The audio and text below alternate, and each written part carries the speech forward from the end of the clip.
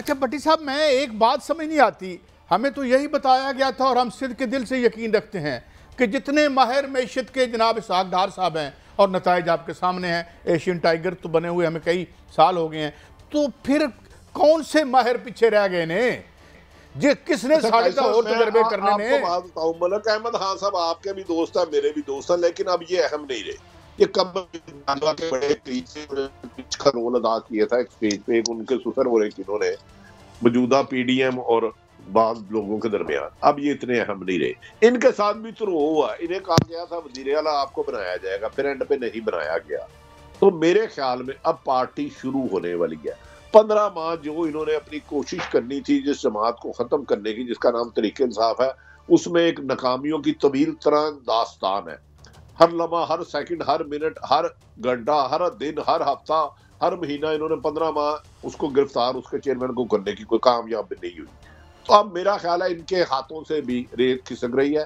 میرے خیال میں بھی نگران حکومت مبینہ خدشہ ہے کہ وہ ایک زیادہ جائے گی، لیکن کوئی ایسا متنازع شخص نہیں آئے گا جو سیاسی ہو، کیونکہ ان کے پرانے ماضی کی وجہ سے آج پاکستان ڈیفالٹ ہو رہا ہے، اور پاکستان کے اداروں کو اب اس کا احساس ہو رہا ہے کہ ان لوگوں پر مزید اعتماد کیا گیا تو پاکستان کی عوام بہت بڑی بغاوت ہو سکتی ہے اور سڑکوں پر آ سکتے ہیں۔ وہ ہوگی مہنگائی کی وجہ سے۔ میں رکھے مجھے جو لگ رہا ہے، میں نے فیل کیا ہے کہ جو معاملات ہیں وہ مارچ تک تو کنفرم مجھے سمجھ آ رہی ہے، لیکن یہ کہ 3-4 سال تک معاملے کی پلاننگ آپ کو نظر نہیں آ رہی؟ کس طرح دیکھ رہے ہیں اس کو؟ دیکھیں، مارچ تک تو یہ کہہ رہے ہیں، لیکن یہ آگے جائے گا، کیونکہ موجودہ پولیٹیشن میچور نہیں ہو رہے، یہ نہیں سمجھ رہے۔ آپ کو گزارش کیا ہے 90 دن، آپ سب کو پتا ہے پورے ملک کو کہ پنجاب حکومت بھی 90 دن میں نگران حکومت آئی اور کے پی کے میں کہاں گئے آئین، کہاں گئے عدالتوں کے حکم۔ اگر ملک کو دھکے سائی سے چلانا ہے تو یہ ممکن نہیں ہے۔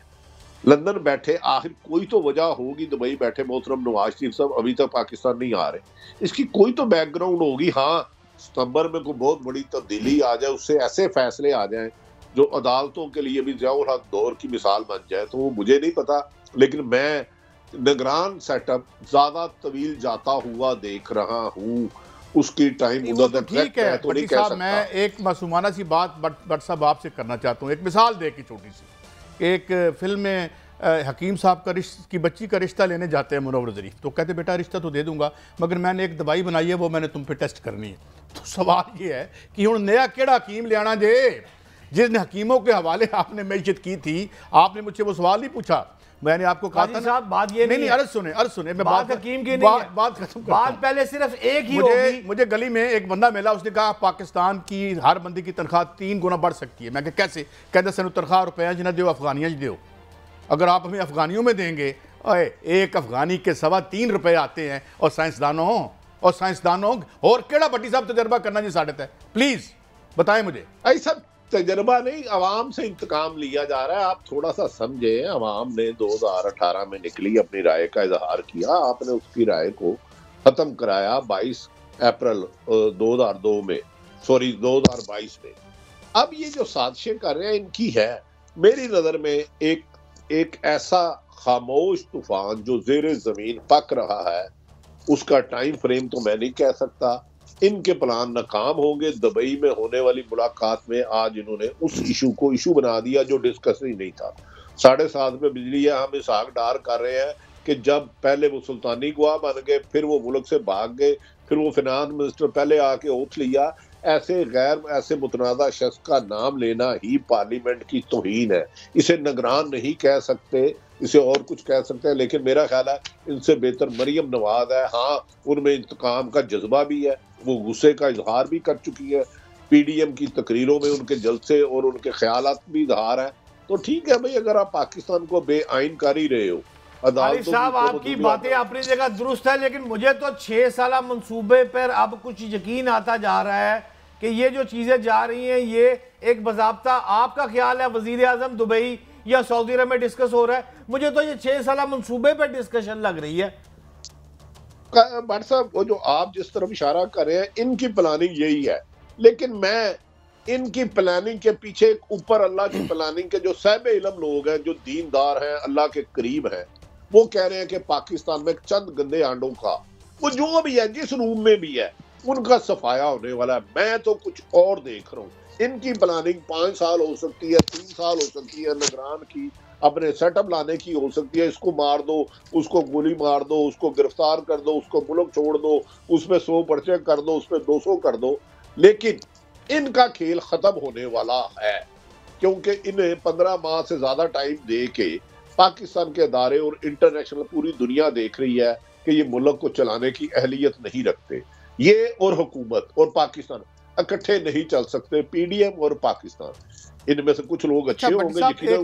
میں اگلی سٹوری پہ جا رہا ہوں. اعظم خان صاحب نے کچھ انکشافات کیے. بٹ صاحب کوئی آپ کی اطلاع میں ہے جو انہوں نے کوئی بتایا ہے جو ان کا ایک مبینہ دفعہ کیا ہوتی ہے 164 ہوتی ہے القادر ٹرسٹ کی بات کر رہے ہیں؟ ہاں جی اس کو نہیں یہ اعظم خان صاحب نے جو جی سر وہ اعظم خان صاحب القادر ٹرسٹ میں بھی پیش ہوئے ہیں. بات یہ ہے جو دوسرا پہلو بھی تھوڑا سا دیکھ لینے تھا نا کہ نواز شریف کے دور میں بھی پرنسپل سیکٹری تھے، رانا ثناء اللہ بھی تھے، ان کو بھی سزائیں ہوئی. اس دور میں کوئی پرنسپل سیکٹری یا کوئی ایسا شخص جو ہے وہ سابق چیئرمین پی ٹی آئی ہیں ان کے ساتھ کھڑا نہیں ہو رہا. جو بھی بندہ ہے وہ یہ کہتا ہے جی ظلم زیادتی بہت ہو رہی ہے، اس وقت ہو رہی ہوگی، تشدد ہو رہا ہوگا. لیکن قاضی صاحب جماعتیں ایسے تو نہیں چلتی نا. جماعتوں میں جب دوست ساتھ ہوئے جاتے ہیں جن کو حلوہ کھلایا جاتا تھا، یہ اعظم خان صاحب حلوہ کھاتے تھے. یہ تو سرکاری ملازم تھا نا، یہ تو پارٹی کا ایسا نہیں تھے، پی ٹی آئی کا ایسا تو نہیں تھا. یہی تو ڈپٹی پرائم منسٹر تھے قاضی صاحب. یہ اب اچھا مجھے ایک بات بتائیں، مجھے کنفیوژن ہے. کچھ بیوروکریٹس کی تنخواہ 14-15 لاکھ کر دی گئی تھی پچھلی کو، ان کی بھی تنخواہ بڑھائی گئی تھی کیوں بھٹی صاحب؟ آپ کے پاس کوئی ایسی اطلاع ہے؟ آپ جانتے ہیں نا کہ 2 تنخواہیں لے رہے تھے جو بڑے لائق اور جینیس بیوروکریٹ تھے اس زمانے میں بھٹی صاحب. وہ قاضی صاحب وہ جو 10 گنا زیادہ سیلری لے رہے تھے وہ ایک خاندان کے ذاتی ملازم تھے اور ان کے امیر کرنے کے لیے کام کر رہے تھے. اچھا نہیں اچھا امتحان کیا دیا تھا، لیکن انہوں نے روپ دھارا ہوا تھا. اللہ نے ہم سے امتحان لینا ہے اس ملک سے ہی، اللہ تعالیٰ. حالانکہ اعظم خان اور شہزاد اکبر میری نظر میں فرا ان محترمہ نے جو عمران خان کو نقصان پہنچایا شاید کسی نے نہیں پہنچایا. شہزاد اکبر آ جائے نا پاکستان، اتنا ٹونی کا تھا نا، ان کو بھی تو ری تھنکنگ کرنی چاہیے نا، سول سرچنگ کرنی چاہیے نا. ادھر زرداق داؤد صاحب بیٹھے ہوئے تھے، وہ کہاں ہوتے ہیں آج کل؟ ان کا ٹھیکہ لیا تھا انہوں نے، یاد ہے نا آپ لوگ کس ڈیم کا ٹھیکہ تھا؟ اسد عمر اور شاہ محمود قریشی پیش ہوئے عارف صاحب، ان کے بارے میں بھی چیک کر لیں، وہ دونوں جی آئی ٹی میں پیش ہوئے. بٹ صاحب مجھے آپ کو لے جائے نا تو دوسری جنگ عظیم کا دھماکہ ہم مان جائیں گے. ان کے پاس جو جاتا ہے ہم مان جاتے ہیں. حکومتوں کے لیے یہ کوئی ایشو نہیں ہے. مجھے یہ بتا دیں القادر ہو، توشہ خانہ ہو، سابق وزیر اعظم جو تحریک انصاف کے چیئرمین سے بیرون ملک، ان کی کتنی جائیدادوں کے سوراخ لگے ہیں؟ ان کے بچوں پاکستان کی جو لوگوں کے پیسے تھے اس بجٹ سے کتنے کھرب پتی ہوئے ہیں، اور موجودہ پی ڈی ایم کے لوگوں کے بچے کتنے امیر ہوئے ہیں. یہ رنگ بازی یہ بہت کر چکے